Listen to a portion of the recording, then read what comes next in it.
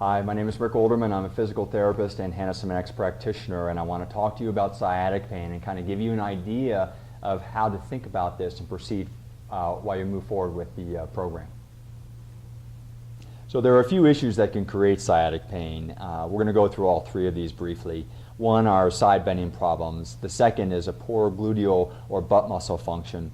And third is a lower extremity problem, something happening below the hips that may be contributing to problems up in the back. So let's go through these real quickly. The first one is a side bending problem. What is that exactly? Well, it's just as it sounds. It's when one side of the pelvis is higher than the other and one side of the rib cage is lower than the other, creating what looks to be like a side bending issue. All right, and here's what it looks like on a real person. You can see that one of her creases is much larger than the other side, and this is a classic feature of a side bending problem. If you have a crease on one side of your back that's larger than the other, or higher or lower than another, then you probably have a side bending problem going on. And you can even see here, if you look at her hips really closely, you'll see that this side of her pelvis is up a bit higher than this side, and also that this shoulder is going to be, or rib cage is going to be lower than this side. So she has a side bending problem. The next thing that contributes to this are gluteal issues. The roots of the sciatic nerve exit the lumbar spine, but they run through the back of the pelvis here.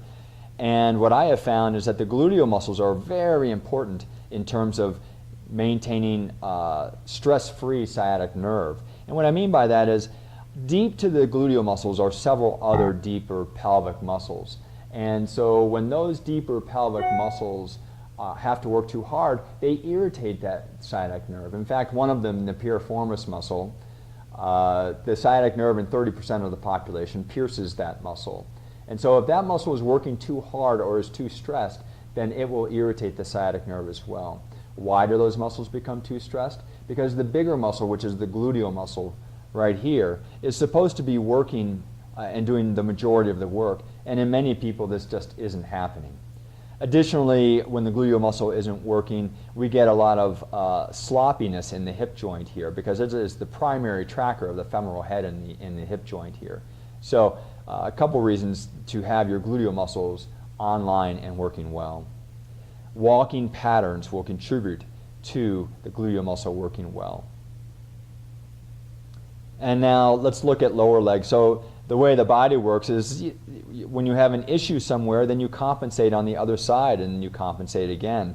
So you could have issues down in the foot or ankle area where you are compensating for that and creating a side bending problem.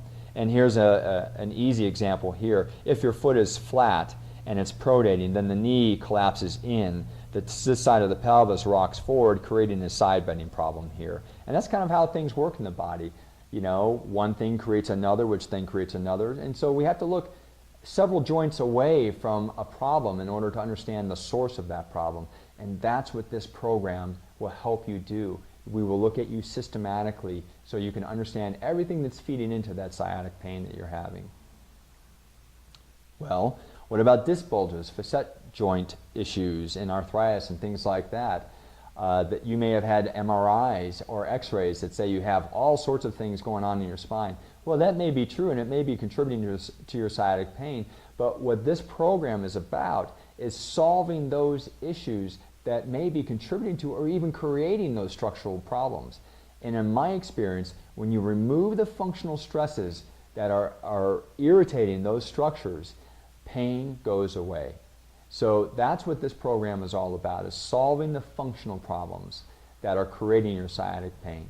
So we're not going to answer questions like, how do I fix a disc bulge? How do I fix arthritis in my facet joint? That's not what this is about, and that's not what's causing your pain. What's causing your pain are the functional reasons why you're having those structural issues in the first place. That's what we're going to be solving here. Well, where do I go from here? Well, you can go to fixingyou.com and visit the top tests and tips and get started on understanding and fixing your pain. You can also go to fixingyou.com and join the interactive online clinic and finally solve all of these systemic issues that are creating your pain. Regardless, I want to thank you for watching this video, and I hope to see you at the Fixing You Interactive Online Clinic. Thanks.